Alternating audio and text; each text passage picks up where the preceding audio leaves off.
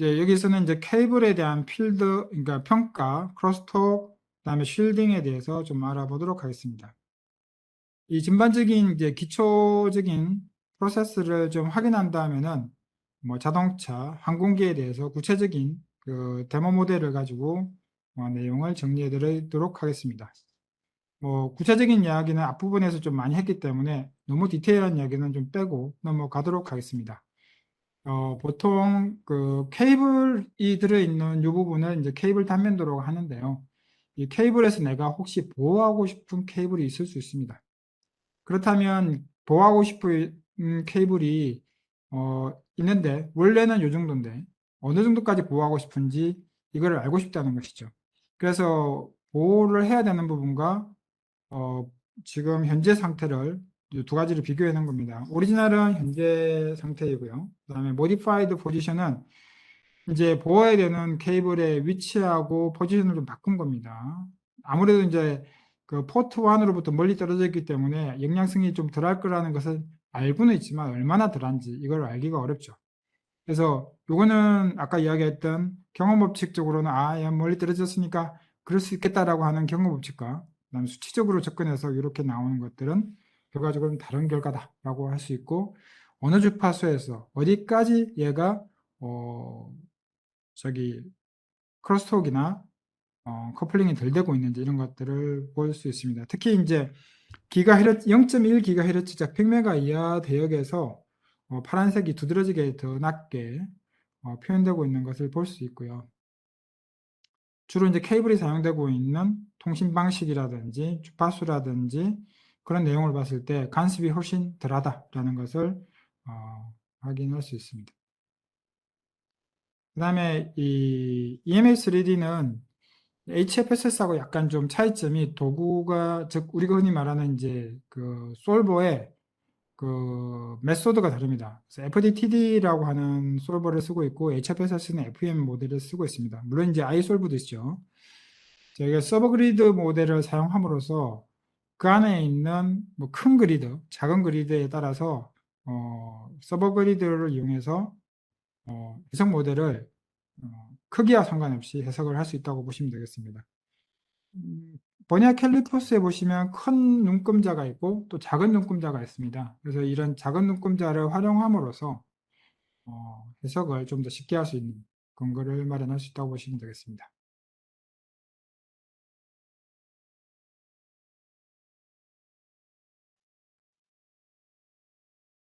역시 라디에이티드 에미션을 인클로즈 안에서 이제 발생을 시켰고요. 그 다음에 이거는 이제 라디에이티드 이뮤니티, 즉 그 전자파 민감도 또는 내성 부분을 한번 알아보도록 하겠습니다. 바깥에 있는 작은 상자는 이제 노이즈를 발생시킬 겁니다. 그 다음에 뭐 케이블은 뭐 UTP라든지 또는 STP라든지 이런 것들을 조절할 수 있습니다. 하지만 현재는 2와이어만 들어가 있는 상태이고요. 이 와이어에 대해서 이제 모델링하게 되면은 첫 번째 그 작은 큐브 상자에서 엑사이테이션 된 정보가 인클로즈를 향해 발사되는 것을 보실 수 있고 이 안에서 쉴드되어 있는 또는 하우징 안에 있는 보호되어야 되는 위치에서 정상적으로 보호가 되고 있는지 이거를 확인할 수 있는데요. 우선 그림에 보시면 파란색으로 보이는 외곽 부분은 하우징 부분이 되겠습니다. 아까 이제 보셨던 그림이 기억이 나실지 모르겠지만 바깥에서 쏘다 보니까 바깥에 있는 하우징 쪽에서도 굉장히 노이즈한 부분이 많이 발생하고 있고요. 그 다음에 들어가는 부분들은 아무래도 개구부, 열려있는 부분으로만 들어가다 보니까 아까하고 좀 다른 형상을 보여주고 있습니다. 자, 그 다음에 주파수 디펜던트한 재료에 대해서 한번 알아보도록 하겠습니다. 보통 그 설계자들이 EMI를 줄이기 위해서 뭐 금속 테이프라든지 폼을 바른다든지 페라이트 타일이나 코일, 초크 뭐 이런 여러 가지 그 주파수를 제거할 수 있는 재료 등을 사용하게 됩니다. 사실 페라이트 코어를 달아보신 분은 아시겠지만 달아는 보지만 요거 상품화하기 너무 어렵거든요. 무거워지고 출렁거리고 나중에 깨질 수도 있고 그다음에 여러 가지 온도, 습도 여러 가지에 따라서 다르게 반응할 수도 있고 그래서 또 온도가 높아지게 되면 얘가 기능이 상실된다든지 이러기 때문에 쓰기가 너무 어려워요. 그렇지만 이런 걸 해야 될 때는 어쩔 수 없이 그런 걸 쓰지만 이제 그런 거를 그런 코어조차도 달 수 없는 영역, 즉 뭐 차체의 표면이라든지 항공기의 표면이라든지 이런 쪽에 달았을 때 이런 것들을 확인할 방법이 없다라는 것이죠. 그런 부분에 대해서 EMS3D에서는 주파수 디펜던트 머티리얼을 씬 필름 타입으로 만들어서 붙이는 알고리즘 모델을 가지고 있습니다. 그리고 이제 이런 것들이 이제 케이블하고 그다음에 템셀, 이게 템셀 실험하는 거고요. 매저먼트 결과하고 관계 비교 데이터들이고요. 그래서 가볍게 내용을 좀 알아봤고요. 그다음에 여기에서는 이제 ESD 관련된 내용과 솔버에 대해서 좀 알아보도록 하겠습니다. ESD는 SI 웨이브에서도 ESD 할 수 있고 HFSS도 할 수 있습니다. 문제는 SI 웨이브에서는 설정하는 방법이 되게 어렵습니다. 뭐 PCB에도 하는 거기 때문에 물론 설정이 어려운 부분도 있겠지만 여기 같은 경우에는 ESD 소스를 인감으로써 그냥 해결이 됩니다. 상당히 쉽습니다. 그래서 우리가 흔히 이제 ESD 시험을 하러 가시면 컨택 포인트에다가 놓고 하는 컨택과 그다음에 non 컨택인 에어로 둘 다 할 수 있는 조건을 갖추고 있습니다. 그리고 IC 61000에서 이야기하고 있는 ISO 61000에서 이야기하고 있는 이 시험 방법을 즉 웨이브폼을 인가를 하실 수 있고 인가된 내용을 피그테일에다가 올려놓으시면 이런 식으로 시뮬레이션 되면서 결과를 확인할 수 있습니다. 그렇다면 이렇게 하는 이유는 뭘까? 결국에는 ESD라고 하는 주로 뭐 휴먼 바디 모델 같은 경우에는 2kV 정도로 보통 되어 있기 때문에 그 인가를 했을 때 그 사람 손으로부터 접촉된 전자제품이 상하지 않았는지 이런 걸 알아내기 위한 것이 이 실험의 목적이죠. 그런데 이거보다 큰 에너지를 받았을 때 만약에 제품이 상했다 또는 뭐 피해를 입었다 이런 것들을 확인할 방법을 찾아야 되는데 실제로 해버리게 되면은 사실 제품이 손상이 돼버릴 수밖에 없습니다. 그렇게 될 경우에 역시 다시 재제작하거나 뭐 ESD 건을 쌌는데 칩이 나가버렸어요. 그럼 동작이 안 되면 결국엔 시험 못하게 되거든요. 그래서 그런 부분에 대한 리스크도 줄일 수 있는 방법이라고 할 수 있습니다. 예를 들면 이제 항공기 예를 좀 들어보겠습니다. 항공기를 시험을 하실 때 항공기가 비싸다는 건 익히 아실 겁니다. 뭐 항공기 한 대에 보통 한 1천억씩, 1천억 정도 하죠. KF-21 전투기가 680억 정도로 책정이 되어 있지만 만약에 시험하다가 얘가 특정한 부분에서 문제가 생겨서 못 날게 된다든지 전자장비가 파손됐다든지 그럴 때 또 어디가 파손될지 모른다든지 이런 부분이 굉장히 큰 이슈가 될 수 있습니다. 그래서 그런 것들을 함부로 다루기 어렵고 재제작하기가 어려운 부분이 있다 보니 그런 부분에 대한 리스핀, 즉 재제작 비용과 시험 비용을 줄이기 위해서 이런 모의 실험을 하는 시뮬레이션이 극히 필요하다 볼 수 있습니다. 그 다음에 이제 이런 것들을 보호하기 위해서 보통 ESD가 나오게 되면은 케이블을 타고 보통 커플링이 돼서 진달이 되게 됩니다. 그러면 케이블을 감고 있는 그 모델이 그 충분 조건인지 아닌지를 알아내는 게 중요하고, 그 다음에 그 케이블이 가지고 있는 메쉬라든지 그 위브 앵글이라든지 이런 조건에 따라서 달라질 수 있기 때문에 내가 상용 제품을 사서 했다 보니까 이런 조건을 몰라가지고 못했다. 그럴 수도 있죠. 지금 이제 여기 나와 있는 것처럼 위브 앵글의 이펙터에 대해서 여기 뭐 캐리어라든지 스트랜드라든지 모델이 있는데요. 이 모델이 각도에 따라서 오른쪽에 보시는 것처럼 어떤 애들은 보호가 안 되고 어떤 애들은 보호가 되는 이런 두 가지 케이스를 확인할 수 있습니다. 이거 굉장히 큰 값이거든요. 그래서 이런 식의 그 에너지에 대한 보호성이 충분한지 안 한지 또는 내가 같은 경량성, 그러니까 같은 물질을 가지고 이런 정도를 조절했을 때 특정한 주파수에서 에너지를 줄일 수 있는지 이런 것들을 확인하는 부분들도 역시 EMA3 케이블에서 확인할 수 있는 장점이라고 할 수 있겠습니다.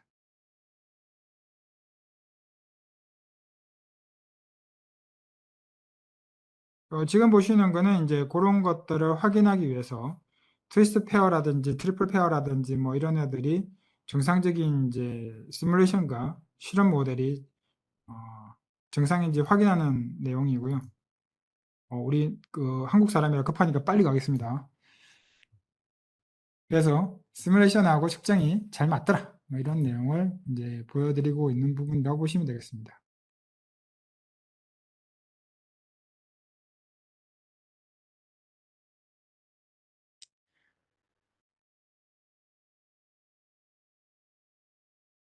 EMA3D 케이블에서 이제 이야기하고 있는 몇 가지 요소들이 있는데요. 그 중에서 이제 하이 볼테이지 또는 이제 뭐 플래시 오버 와 같이 하이 볼테이지 관련된 이슈들이 좀 있습니다. 근데 이런 것들을 과도 현상을 통해서 PCB에서 결과를 알아내기가 되게 어렵습니다.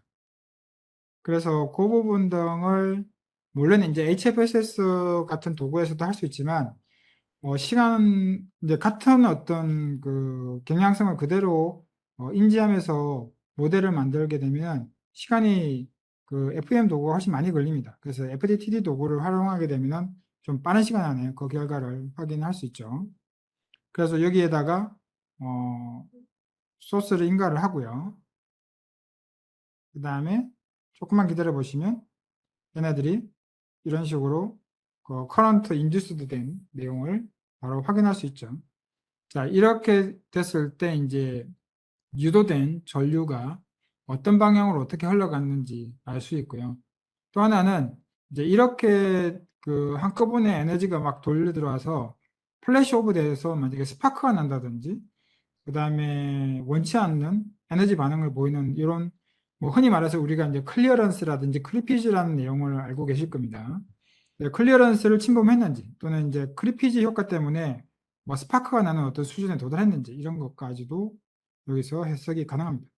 그래서 일반적인 그 상용품 제작에 있어서 상당 부분이 우리가 해결하기 어려웠던 부분을 EMS3D 케이블이 보여주고 있고요.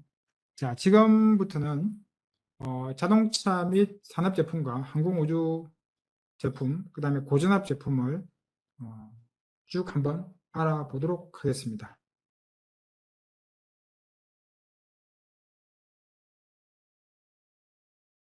네, 바로 진도를 나가 보도록 하겠습니다.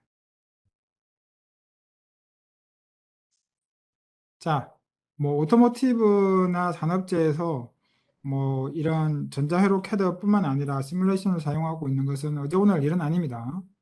그렇지만 역시 이제 전자제품에서 가장 큰 이슈는 뭐냐면 차량 전체를 해석할 수 있느냐 이런 부분들을 많이 하게 되는데 종사자분들은 아실 겁니다. 차량 전체를 하기가 얼마나 어려운지 모델을 얻기도 어렵고 모델에다가 정보를 주입하기도 어렵고 그 다음에 모델에다가 내가 만들지 않은 부품이나 상용품을 얹어가지고 영양성을 평가하기도 어렵고 케이블 정보도 얻기 어렵고 어려운 게 한두 가지가 아닙니다.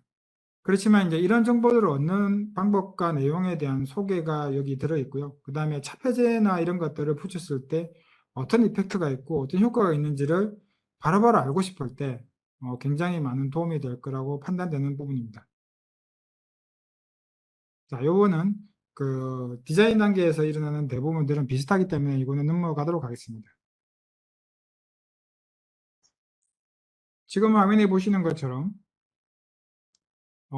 일렉트로마그네틱 모델에서 전파가 이제 입사가 됐을 때 보통 보면 이제 전파 영향성이라든지 전력선에 대한 영향성이라든지 이런 걸 받았을 때 차량이 안전해야 되거든요. 근데 이 차량이 안전해야 되는데 차량의 대부분을 차지하고 있는 샤시가 커플링을 할 건 당연한 거고요. 차량 샤시를 타면서 전부 다 케이블 하니스들이 연결되어 있으니까 케이블을 타고 통신선로라든지 반도체 칩의 공격을 받게 됩니다. 그래서 반도체가 공격받는 통로로서의 역할을 케이블이 해주기 때문에 저희가 주로 케이블 해석을 하게 됩니다. 지금 이제 보시는 바와 같이 주변에서 전자파가 입사되거나 들어왔을 때 어떤 영향을 끼치는지 해석할 수 있는 그림이었고요.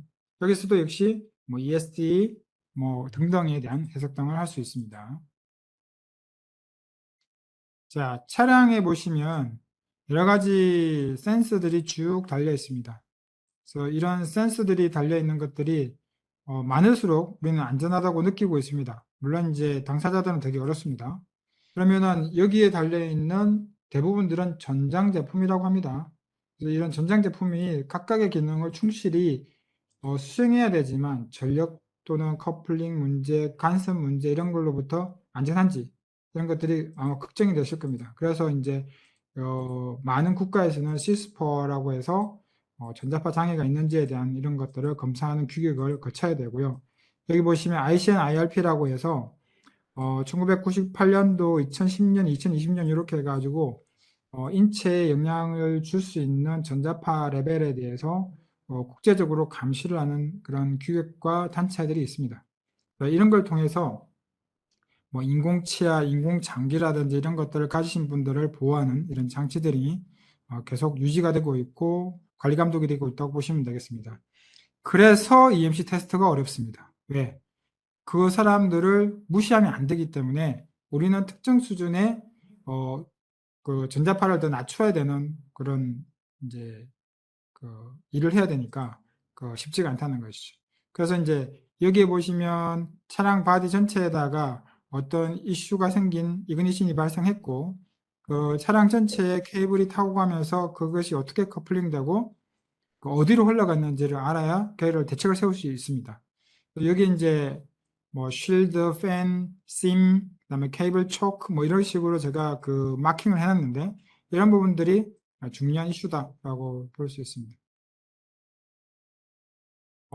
좀 더 디테일한 부분들은 이제 앞에 그 제가 기초적인 기능 소개를 하면서 진도를 나갔기 때문에 이 부분들은 좀 자제를 하고 넘어가도록 하고요.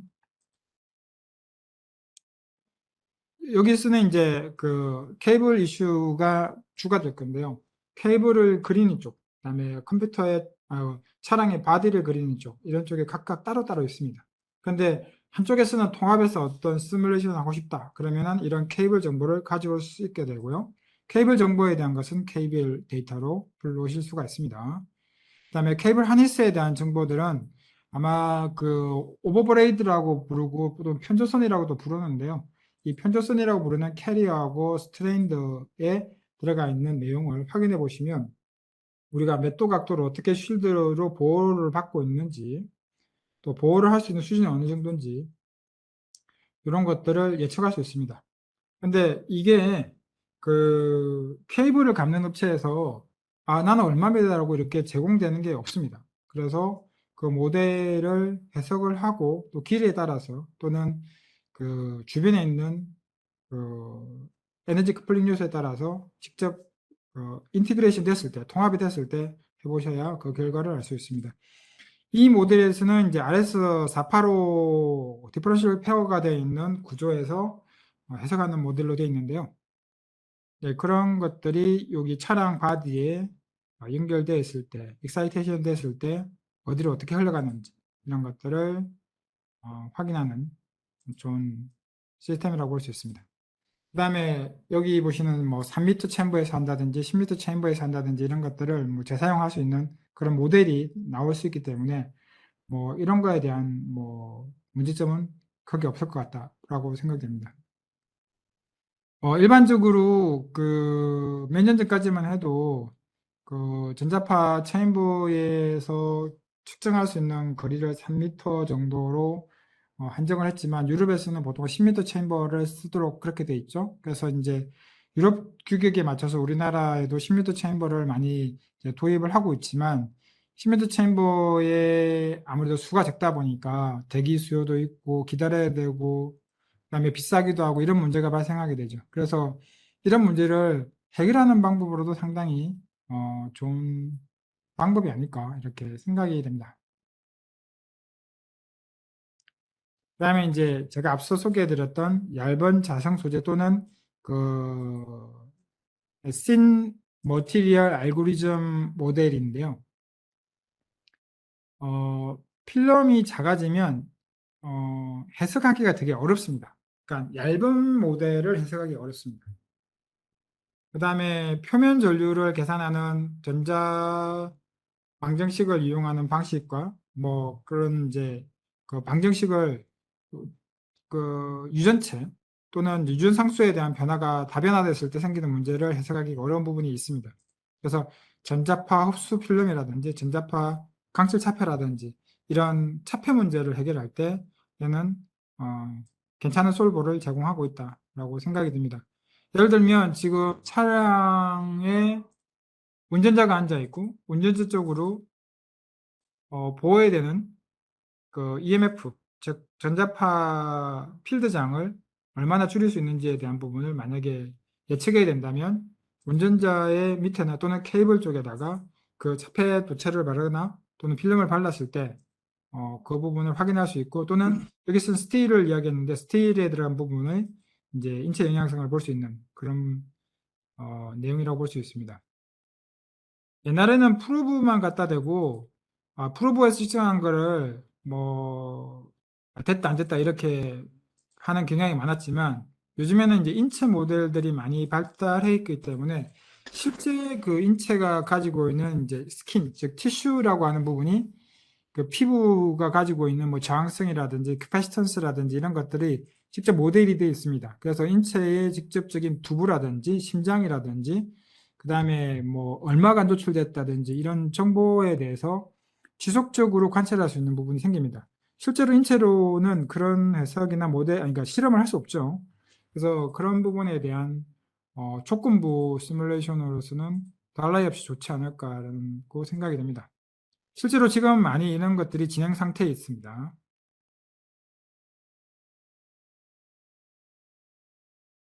그 다음에 이제 그 통신 규격에 따라서는 아마 랜 케이블이나 이런 것들을 사용해 보시면 랜 케이블에 보면 이렇게 표시가 있습니다.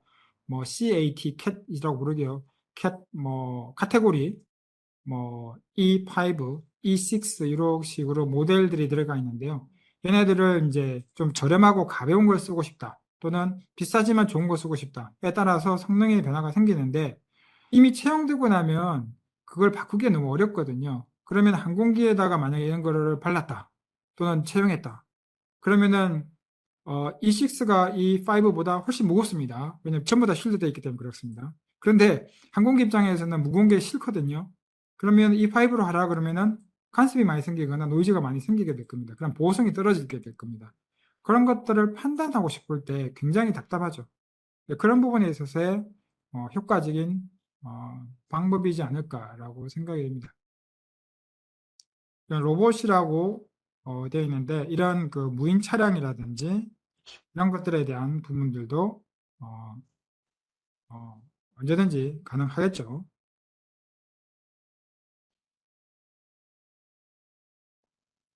그다음에 케이블이 가지고 있는 케이블 이슈를 통해서 어느 주파수라든지 어디에서 로스가 생기는지, 그다음에 로 프리퀀시에서는 차단이 되는지, 하이 프리퀀시에서 차단이 되는지, 또는 S 파라미터는 얼마나 전달이 가능한지, 이런 것들에 대한 조건부 해석을 다 해결할 수 있게 됩니다. 그리고 HFSS하고 통합 해석을 할 수 있기 때문에 HFSS가 가지고 있는 주파수 도메인의 성분과 타임 도메인의 그 성분 두 가지를 복합적으로 할 수 있기 때문에 과도기적인 부분을 좀 더 관찰하기 쉽다라고 볼 수 있는 부분이 EMS3D의 장점입니다. 여기서는 이제 주파수 도미넌트한 부분하고 앰플리튜드가 얼마나 됐는지 관찰이 된 부분을 보여드리고 있고요. 그 다음에 인시던시 웨이브, 즉 입사된 전파나 또는 에너지가 들어왔을 때 보호하고자 하는 포인트, 프로브를 달아놓은 포인트에서 에너지가 흡수된 정도, 앰플리튜드가 얼마나 됐는지 이런 것들을 관찰할 수 있도록 모델링 되었습니다. 그 다음에 이 전기차가 많다 보니까 전기차에 들어가는 이제 배터리 또는 뭐 이제 요즘 뭐 플러그인 하이브리드 해가지고 뭐 일반적인 차량이지만 배터리를 채용하거나 모터나 회생제동이라든지 DC 시스템을 가지고 있는 좀 마일드 하이브리드라든지 이런 것들이 굉장히 좀 많아졌습니다. 그래서 이런 것들이 복합적으로 영향을 받고 추구하기 때문에 그런 것들에 대한 해석 이슈로도 상당히 도움이 될 것 같다는 생각을 해보게 됩니다. 특히 이제 여기서는 이제 뭐 그러니까 모터가 전륜에 달려 있는지 후륜에 달려 있는지에 따라서도 뭐 달라질 거고요. 회전하면서 회전력에 생기는 모터 이벤트도 어, 실제 케이블에 어떻게 영향을 줬는지 이런 것들도 확인이 가능할 것 같습니다. 여기서 이제 리절트가 나오는데 뭐 여기는 이제 커런트 덴시티 앞부분에는 이제 이 필드에 대한 이미션 이런 것들을 원하는 그 솔버대로 보실 수 있습니다. 자, 커런트 덴시티 부분은 왜 중요하냐면 결국에는 커런트가 흘러가게 되면 마그네틱 필드다 보니까 자기장 필드가 형성되면 차량 바디하고 커플링되는 값이 커지고 에너지가 생기고 주파수가 에디 형태로 바뀌면서 전달되는 것들이 어디로 갈지 사실은 잘 모르게 됩니다. 그래서 굉장히 민감하다 보니까 배터리 영역, 그 다음에 전자 제어부 이런 부분에서 관찰이 필요한 부분도 사실입니다. 자, 레이더를 많이 쏘다 보니까 앞부분에서 레이더가 들어왔다든지 전자파 입사가 된다든지 이런 부분들을 차량 전체 바디 부분에서 케이블하고의 연동 관계 또는 커플링 관계를 확인하는 부분도 여기서 볼 수 있습니다. 여기서는 이뮤니티 부분을 봤습니다. 즉 이제 케이블이 얼마나 민감했냐, 그리고 그 민감도에 따라서 케이블과 연결된 반도체가 보호가 되고 있는지 이런 것들을 확인할 수 있는 시뮬레이션 예제입니다.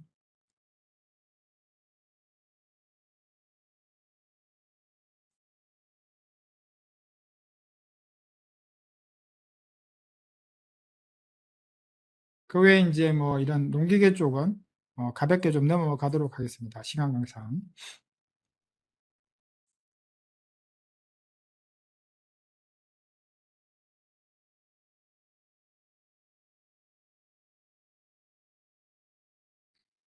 이런 이제 비클 종류는 이미 할 수 있는 거에 대해서 이제 계속 저희가 봐왔기 때문에 여기서는 이제 케이블 데이터를 불러들여서 네, 되는 내용을 좀 빠르게 한번 알아보도록 하겠습니다. 네, 이렇게 케이블 데이터가 임포터가 됐고요. 네, 임포트 된 데이터에다가 뭐 이그니션을 한다든지 그다음에 각종 장치하고 연결되는 포인트하고의 관계에서 프로브를 달아주는 이제 내용을 지금 보신 것이 되겠습니다.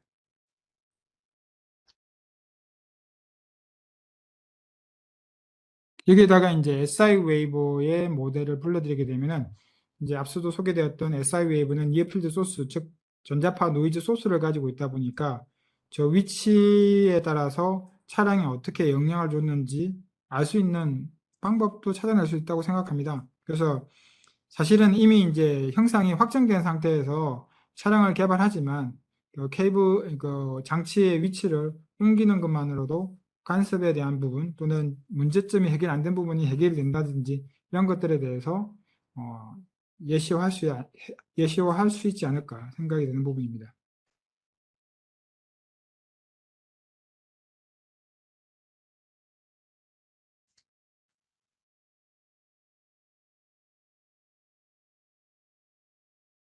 그래서 조금 전에 저희가 소스를 가지고 입력한 부분이 차량 전체에서 어떻게 영향을 미치는지 방사 패턴을 가지고 했는데 방사 패턴은 SI 웨이브에서 가져온 니어필드 소스를 그대로 적용한 것이다 라고 보시면 되겠습니다.